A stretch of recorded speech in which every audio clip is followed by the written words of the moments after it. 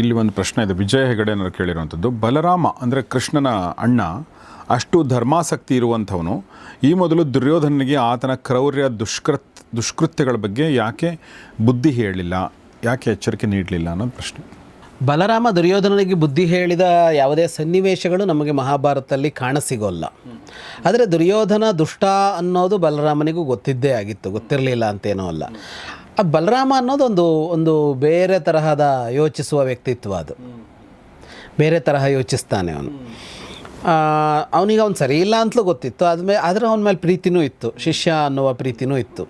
ಇಡೀ ಮಹಾಭಾರತ ಇದೆಯಲ್ಲ, ನಮಗೆ ನಾವೆಲ್ಲ ಕಡೆಗೂ ಈ ಪಾತ್ರ ಅಥವಾ ಈ ವ್ಯಕ್ತಿ ಯಾಕೆ ಹೀಗೆ ನಡೆದುಕೊಂಡಿಲ್ಲ ಅಂತ ಒಂದು ಪ್ರಶ್ನೆ ಹುಟ್ಟತ್ತಲ್ಲ ನಮಗೆ, ಎಲ್ಲರ ಬಗ್ಗೆನೂ ಹುಟ್ಟತ್ತೆ.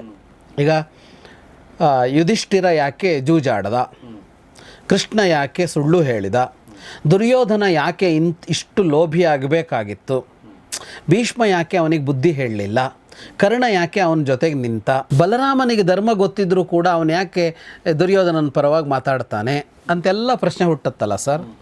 ಮಹಾಭಾರತ ನಮಗೆ ಕಲಿಸೋದು ಇದನ್ನೇ. ನಾವು ಅವನೇಕೆ ಹಾಗೆ ಮಾಡಿದ ಅನ್ನೋವಲಿಗೆ ನಿಲ್ಲಿಸ್ಕೋತಾ ಇದ್ದೀವಿ. ಅದಕ್ಕೆ ನಾನು ಹೇಳೋದು, ಮಹಾಭಾರತದ ವ್ಯಕ್ತಿಗಳನ್ನು ವಿಮರ್ಶೆ ಮಾಡಿ ಯಾರು ಸರಿ ಯಾರು ತಪ್ಪು ಅಂತ ನಿರ್ಣಯಿಸಿದ್ರಿಂದ ನಮಗೇನು ಪ್ರಯೋಜನ ಇಲ್ಲ. ನಾವು ನ್ಯಾಯಾಧೀಶರಾಗಿ ನಮ್ಮಟ್ಟ ಕೂತ್ಕೊಂಡು ಅವನು ಕಟಕಟೆಯಲ್ಲಿದ್ದಾನೆ ಅಂತ ಒಂದು ಕಲ್ಪನೆ ಮಾಡಿಕೊಂಡು ನಿನ್ನ ತಪ್ಪು ನಿನ್ನ ಸರಿ ಅಂತಂದರೆ ನಾವು ಕೊಡೋ ತೀರ್ಪಿಂದ ಏನಾಗುತ್ತೆ ಸರ್? ಅವರೆಲ್ಲ ಹೋಗಿ ಮುಗೀತು ಅವ್ರದ್ದೆಲ್ಲ. ನಮಗೇನು ಬೇಕಿದೆ ಅಂದರೆ ಈ ಪ್ರಶ್ನೆಗಳು ನಮ್ಮ ಬದುಕಿಗೆ ಬೇಕು ಅಂತ, ಇಷ್ಟು ಜನರ ಮೇಲಿರುವ ಪ್ರಶ್ನೆ ಅಂತ. ಈಗ ಕೃಷ್ಣನ ನಿಲುವೇ ಸರಿ ಇಲ್ಲ ಅಂತಂದುಕೊಂಡ್ರು, ಯುಧಿಷ್ಠಿರನ ನಿಲುವೇ ಸರಿ ಇಲ್ಲ ಅಂತಂದುಕೊಂಡ್ರು, ಯಾರ ನಿಲುವು ಸರಿ ಇಲ್ಲ ಅಂತಂದುಕೊಂಡ್ರು, ಆ ಪ್ರಶ್ನೆ ನಮಗನ್ವಯಿಸ್ಕೊಳ್ಬೇಕು. ನಮ್ಮ ಬದುಕಲ್ಲಿ ಇದು ಬಂದಾಗ ನಾವು ಹೀಗೆ ವರ್ತಿಸದೇ ಇರ್ತೀವ. ನನ್ನ ಶಿಷ್ಯ ಅನ್ನುವ ಕಾರಣಕ್ಕಾಗಿ ಬಲರಾಮ ದುರ್ಯೋಧನನನ್ನು ಒಪ್ಕೋತಾನೆ. ನಾವು ಯಾರಾದರೂ ಒಬ್ಬ ನಮ್ಮವರು ಅನ್ನುವ ಕಾರಣಕ್ಕಾಗಿ ಅವರ ಅಪರಾಧವನ್ನು ನಾವೇನು ಮಾಡ್ತೀವಿ ಅಂತ ಪ್ರಶ್ನೆ. ಗಾಂಧಾರಿ ಒಪ್ಕೊಂಡಿಲ್ಲ. ಮಗನಿಗೆ ಆಶೀರ್ವಾದ ಮಾಡೋ ಹೊತ್ತಿನಲ್ಲೂ ಧರ್ಮ ಇದ್ದದ್ದು ಗೆಲ್ಲಬೇಕು ಅಂತ ಗಾಂಧಾರಿ ಹೇಳಿದ್ಲು. ಬಲರಾಮ ಧರ್ಮ ಗೆಲ್ಲಬೇಕು ಅಂತ ಹೇಳೋಲ್ಲ. ಪ್ರಶ್ನೆ ಬಲರಾಮ ಗಾಂಧಾರಿ ಇಬ್ಬರಲ್ಲಿ ಯಾರೂ ಸರಿ ಅಂತಲ್ಲ. ನಮ್ಮ ಬದುಕಿನಲ್ಲಿ ಇಂಥದ್ದು ಬಂದಾಗ ಎಲ್ಲಿ ನಿಲ್ತೀವಿ ಅಂತ ಪ್ರಶ್ನೆ. ಹಾಗಾಗಿ ಮಹಾಭಾರತವನ್ನು ನಾವು ನೋಡಬೇಕಾಗಿದ್ದು ನಮಗೆ ಅನ್ವಯಿಸಿಕೊಳ್ಬೇಕು ಇದನ್ನು ಅಂತ. ಆ ಪಾತ್ರಗಳ ವಿಮರ್ಶೆ ಮಾಡಿ ಮಾಡಿ ಮಾಡಿ ಏನು ಮಾಡೋದು? ಆ ಪಾತ್ರಗಳ ವಿಮರ್ಶೆ ಯಾಕೆ ಮಾಡಬೇಕು, ಎಷ್ಟು ಮಾಡಬೇಕು ಅಂತ ಅಂದರೆ ಅದು ಸರಿಯಾ ತಪ್ಪ ಅಂತ ಗೊತ್ತಾಗಬೇಕು ನಮಗೆ. ಯಾಕೆ ಸರಿಯಾ ತಪ್ಪ ಗೊತ್ತಾಗಬೇಕು? ಅವನಿಗೆ ಶಿಕ್ಷೆ ಕೊಡೋಕ್ಕಲ್ಲ, ನಾವು ಯಾವ ಪ್ರಪಂಚದ ನ್ಯಾಯಾಧೀಶರೂ ಅಲ್ಲ. ಅದೇ ಸನ್ನಿವೇಶ ನನಗೆ ಬಂದಾಗ ನಾನು ಹೆಂಗೆ ವರ್ತಿಸಬೇಕು ಅನ್ನೋದಕ್ಕಾಗಿ ಮಾತ್ರ ವಿಮರ್ಶೆ.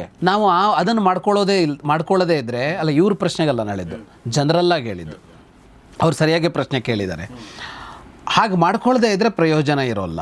ಹಾಗಾಗಿ ಇವರ ಪ್ರಶ್ನೆಯನ್ನು ಬಲರಾಮನ ಮೇಲೆ ಇಟ್ಟುಕೊಂಡು ನೋಡಿದರೆ, ಬಲರಾಮ ಧರ್ಮಿಷ್ಠನಾಗಿ ಧರ್ಮ ಗೊತ್ತಿದ್ದವನಾಗಿ ಅವತಾರ ಪುರುಷನಾಗಿ ಕೃಷ್ಣನಿಗೆ ಅವತಾರ ಕಾರ್ಯಗಳಲ್ಲಿ ಎಷ್ಟೊಂದು ಸಹಕಾರ ಮಾಡಿಕೊಟ್ಟು ದೇವರು ಅಂತ ಅವನನ್ನು ಇವತ್ತು ಪೂಜಿಸ್ತಾ ಇದ್ದೀವಿ. ಎಲ್ಲ ಇದ್ದರೂ ಕೂಡ ಅವನು ಅಲ್ಲಿ ದುರ್ಯೋಧನನ ಪರವಾಗಿ ಒಂದು ನಡ್ಕೊಳ್ತಾನೆ ಅಂತ ಅಂದರೆ, ಇಷ್ಟೆಲ್ಲ ಇದ್ದಾಗಲೂ ಅಂಥದ್ದೊಂದು ಸಾಧ್ಯ.